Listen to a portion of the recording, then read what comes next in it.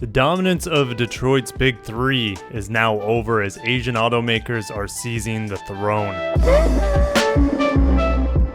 Over automotive news, Asian automakers make big share gains as seasonal adjusted average selling rate drops. If you're new to the channel, my name's Kirk. I talk about Asian cars from Toyota to Genesis. Make sure you're subscribed so you don't miss any of my car reviews and news updates like this. And we're going to dive into this. We'll also talk largely on Mazda today because they're doing something that they shouldn't be. And it's working out for them really, really well. So the selling rate fell to an estimated 14.8 million units in July, the lowest it's been since July 2020. And inventory woes continued to bite into sales as we have microchip shortage, we have shipping shortages, all sorts of supply chain issues worldwide affecting the availability of new cars. Despite that, dealers are doing really well. The manufacturers are doing really well because they don't need to incentivize cars because the demand outruns the supply. And the average selling price of a car is estimated to be over $41,000. So dealers are just getting rich. So there have been 7 automakers reporting July sales, and Mazda jumped 36%. You got to keep in mind, Mazda also last year was in the positive. They didn't have a bad year due to COVID. They kept neutral compared to 2019. In fact, they're just a hair positive. So they're just absolutely slaying the market.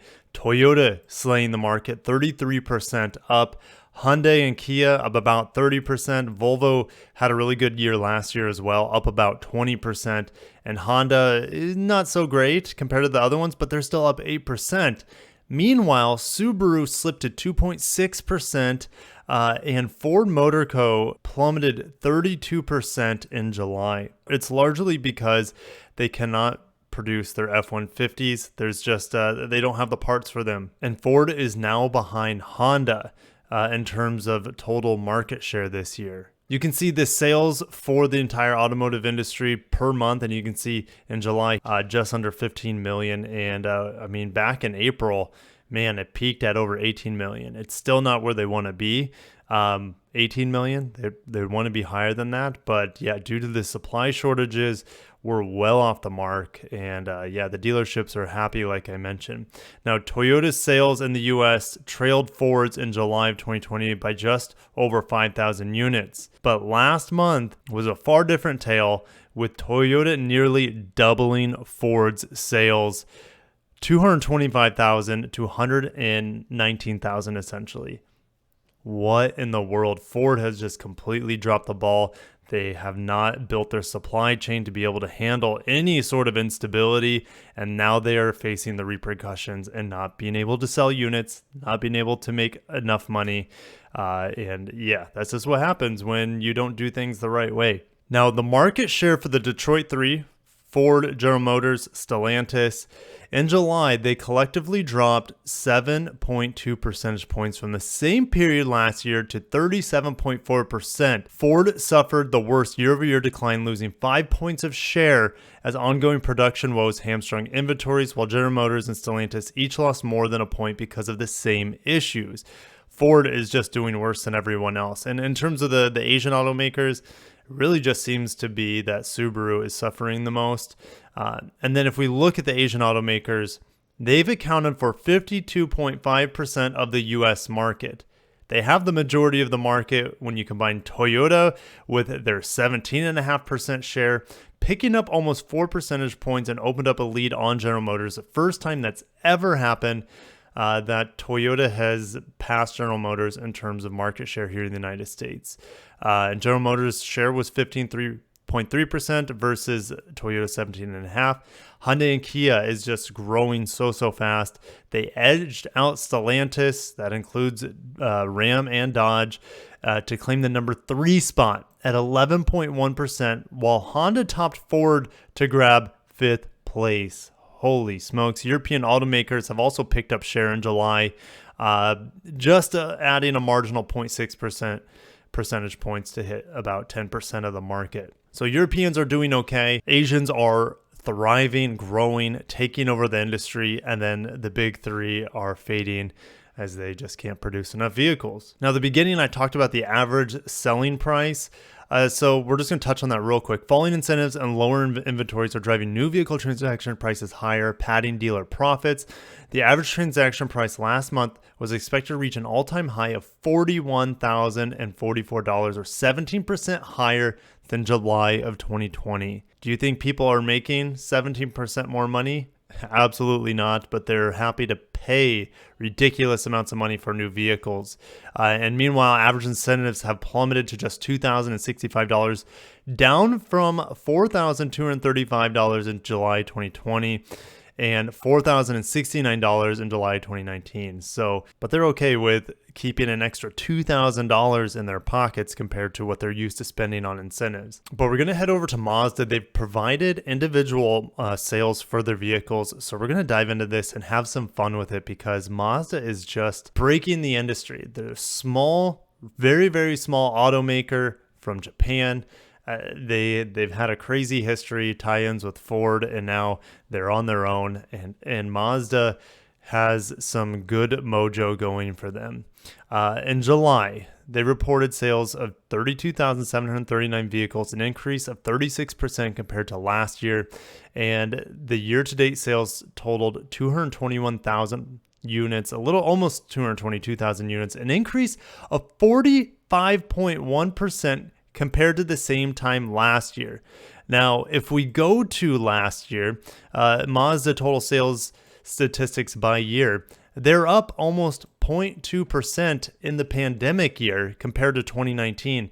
That shouldn't happen. So Mazda's on track. They're used to selling about, 280,000 units.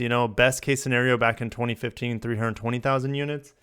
The way they're going this year, they could be over 400,000 units, which I don't think they've ever come close to. Their best years are just a hair over 300,000 units, and Mazda's looking to maybe crack 400,000 units for maybe the first time ever that I'm aware of here in the United States. This is the second best July ever for Mazda, with 32,700 vehicles sold. Best ever July sales for the CX-30. Well, they've only been on the market for a couple years, so they've sold about 5,500 of them. Best July sales for the CX-5. That is impressive because that's their best-selling vehicle. It's been on the market for many, many years, and the fact that it's best ever is a very good indication of where Mazda's going.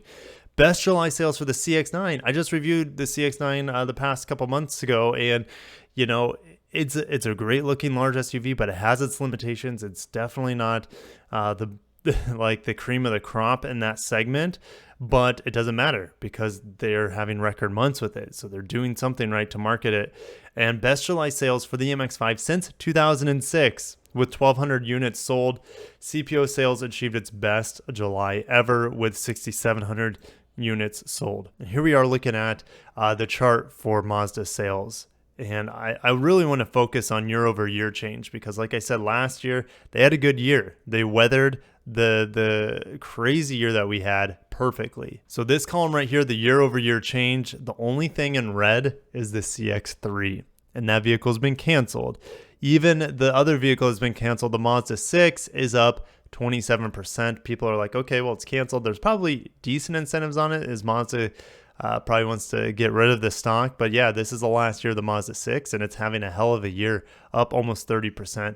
Mazda 3 also over 30%, and it didn't have a great year last year. So despite Mazda having a good year last year, the Mazda 3 did not have a good year. So those sales have rebounded. And if we look at the CX-30, up 90% compared to the year before. Now, part of that is that the CX-3 had a little bit more to do with last year's sales, but yeah, up 90%. That's just insane. CX-5, their best-selling vehicle, up 41.5% on the year. That is just incredible that they're able to have this sort of supply. It doesn't look like they're being hamstrung by the supply industry at all. They're surging ahead. They're doing something right over in Japan, where most of these vehicles are made. I believe some of the CX-30s are made in Mexico, but that's about it as far as I'm aware. I think the rest of them are made in Japan. And the CX-9 up about 50% compared to last year. And that thing is old in the tooth, long in the tooth. and the rest of these vehicles are actually pretty new. The MX-5 is getting up there, but hey, they got the winning formula with that vehicle down. Like, they don't need to change that vehicle forever, as far as I'm concerned. The MX-5 is just, it's perfect for what it is. So the car's up 34%, the SUV's up 48%, a total of 45.1%. And Mazda's kind of leading the way. No, they're not the highest selling Asian automaker out there. They're definitely on the lower end, but they're throwing this industry upside down in terms of the rules. Everyone else seems to be suffering just a little bit, especially the domestic automakers. They're suffering big time. Mazda is pretty much pulling off a miracle here with crazy sales up 45%, increasing their market share here in the United States. It's really cool to see. But guys, I'm going to end it there. Asian automakers have the majority of the market here in 2021. And as the supply chain stabilizes, which might be, I don't know, a year or two from now, they're still going to continue to grab that market share. It doesn't look like the big three are going to have any sort of safety vest or a life jacket to come and float their sales back up, because the rest of the supply chain issues are going to last well into next year and maybe beyond. And so it looks like the Asians know how to handle this sort of situation a lot better than the American automakers. But guys, I'm going to end it there. If you enjoyed today's video, make sure to smash the like button, subscribe if you're not, for more industry updates like this. Catch you in the next one. Peace out.